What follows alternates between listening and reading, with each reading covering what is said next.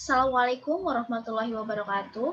Halo, perkenalkan nama saya Selvi Brianti. Saya dari mahasiswa farmasi Universitas Harapan Bangsa Purwokerto, NIM 180105092. Di sini saya akan menjelaskan mengenai gangguan neurologis. Nah, gangguan neurologis atau penyakit neurologi sendiri merupakan bisa dibilang penyakit epilepsi ya, atau AYAN ya.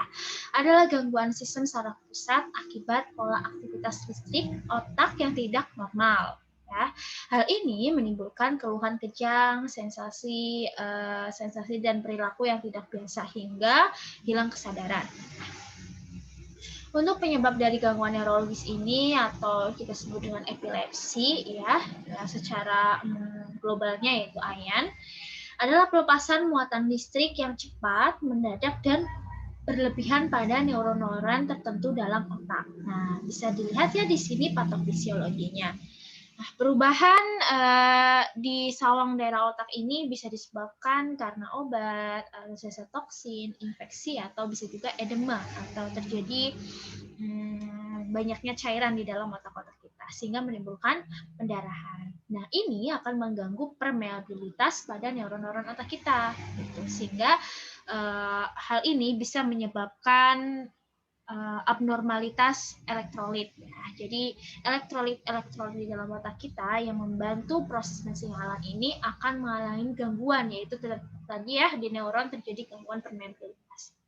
Sehingga timbullah edema, ya, efek massa, kemudian sel-sel di dalam sel-sel neuron ini akan mengalami kerusakan sehingga bisa jadi menimbulkan pendarahan pada otak sehingga otak akan tidak abnormalnya muatan listrik jadi bergeraknya bisa cepat, mendadak dan berlebihan sehingga menimbulkan efek kejang atau AYAN pada penderita sehingga menimbulkan efek hilangnya kesadaran.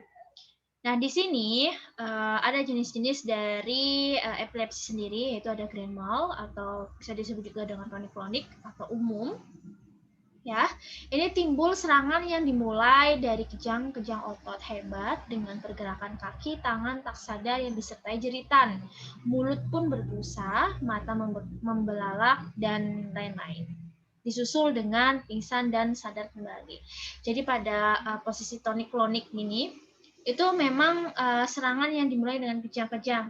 Jadi awalnya itu kejang otot seperti itu, kemudian nanti disusul dengan pingsan atau nanti pun akan mulai sadar kembali. Jadi ketika pingsan nanti akan sadar kembali. Nah, untuk psikomotor atau serangan parsial kompleks, ini kesadaran terganggu hanya sebagian tanpa hilangnya ingatan dengan memperlihatkan perilaku otomatis seperti gerakan menelan atau berjalan dalam lingkaran. Jadi gerakannya itu seperti berjalan dalam lingkaran. Kita lihat lingkaran berarti membulat seperti ini ya. Jadi berjalannya itu seperti kejang ya, serangan yang hilang ingatan ketika terjadi serangan parsial kompleks ini gitu. Kemudian ada absen atau petit mal. Nah, serangannya hanya singkat sekali tanpa disertai kejang. Jadi serangan cuma kejang dari muatan listrik itu singkat tapi tidak disertai dengan kejang yang berlarut. Ya. Nah, untuk jenis-jenis obat anti epilepsi di sini ya, di sini ada golongan hidantonin, terus kemudian ada golongan barbiturat, golongan benzodiazepin, golongan karbamazepin, golongan asam valproat, dan golongan suksinimida. Nah, ini dari tujuan pengobatan untuk anti epilepsi sendiri itu yang pertama yaitu meningkatkan kenormalan saraf sehingga menghindari kerusakan sel-sel saraf pada otak ya. Yang kedua ada mengurangi beban sosial dan psikologi pasien maupun keluarganya gitu. Kemudian yang ketiga ada profilaksis atau pencegahan sehingga jumlah serangan berkurang. Kemudian penggunaan obat anti epilepsi ini juga harus diperhatikan ya, karena sebagian besar obat-obat ini juga berefek pada obat penenang, takutnya disalahgunakan ya, dan dosisnya pun harus tepat. Yang pertama, dimulai dengan dosis serendah mungkin. Jadi dimulai dengan dosis rendah, jangan langsung menggunakan dosis tinggi. Kemudian yang kedua, selalu mengontrol kondisi pasien. Dan yang terakhir, pemutusan obat secara mendadak harus dihindari. Obat-obat dengan kandungan seperti golongan barbiturat, benzodiazepin di sini itu ketika digunakan jangan diputus secara mendadak gitu, karena bisa menimbulkan kerusakan saraf yang lebih fatal. Gitu. Pengobatan selalu dimulai dengan obat tunggal. Hal ini agar yang pertama tujuannya yaitu mudah mengevaluasi hasil pengobatan. Ketika digunakan obat tunggal, maka untuk hasil farmakologisnya akan mudah dievaluasi. Kemudian yang kedua, mudah mengevaluasi kadar obat dalam darah. Dan yang terakhir, efek samping obat minimal dan interaksi obat pun dapat dihindari. Ketika obat pun minimal, efek samping minimal, maka interaksi obat pun juga bisa dihindari. Ya. Selanjutnya yaitu kita membahas mengenai Parkinson. Parkinson adalah penyakit saraf yang memburuk secara bertahap dan mempengaruhi bagian otak yang berfungsi mengkoordinasikan gerak tubuh. Akibatnya, penderita kesulitan mengatur gerakan tubuh, termasuk saat berbicara, berjalan, dan menulis. Jadi Parkinson ini kita akan ketika pasien mengalami Parkinson maka untuk mobilitas tubuhnya pun akan berkurang ya, termasuk saat berbicara, berjalan, dan menulis ya.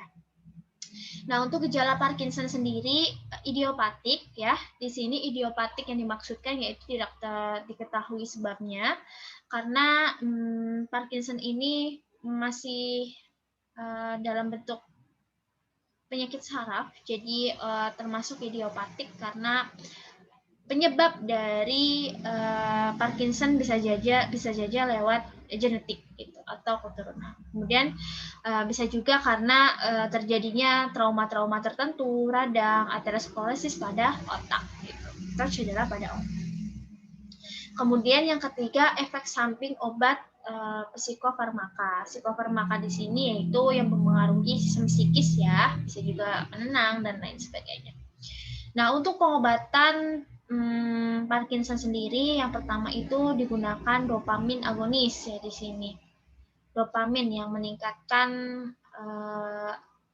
dopamin. Kemudian ada levodopa, bromokriptidin, forgelit, dan MAO. MAO di sini, MAO inhibitor itu adalah monoamin oksidase, ya. Jadi obat-obat MAO inhibitor ini yang bekerja untuk mengatasi depresi, gitu. Jadi sebagai penenang. MAO adalah enzim yang merombak dopamin. MAO dihambat dopamin banyak ya. Jadi MAO ini akan menghambat dopamin. Mohon maaf tadi untuk agonis dopamin ini menghambat kerja dari dopamin gitu kan. Nah, untuk contohnya yaitu ada selegilin, terus meclobemid ya. Untuk yang keempat itu ada antikolinergik. Antikolinergik ini bekerja memblok syaraf kolinergik ya, sistem dopamin banyak, sintesa dopamin banyak, contohnya yaitu ada amantadin, kemudian ada trihexyphenidyl, dan yang terakhir ada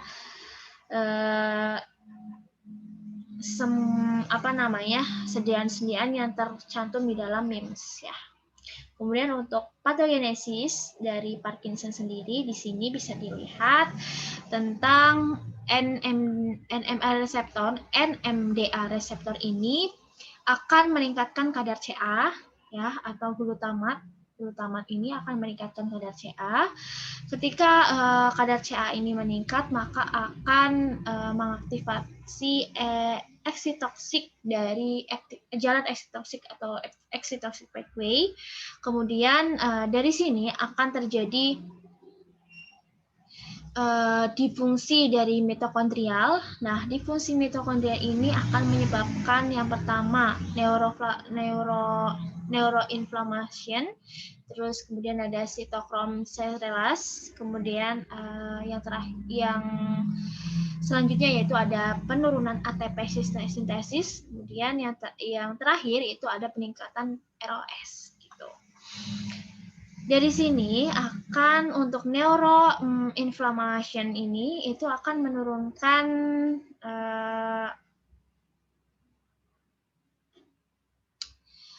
simpatik plasticity ya di sini ya. Kemudian untuk sitokrom serilas ini akan meningkatkan kapasitas activity ya di sini. Kemudian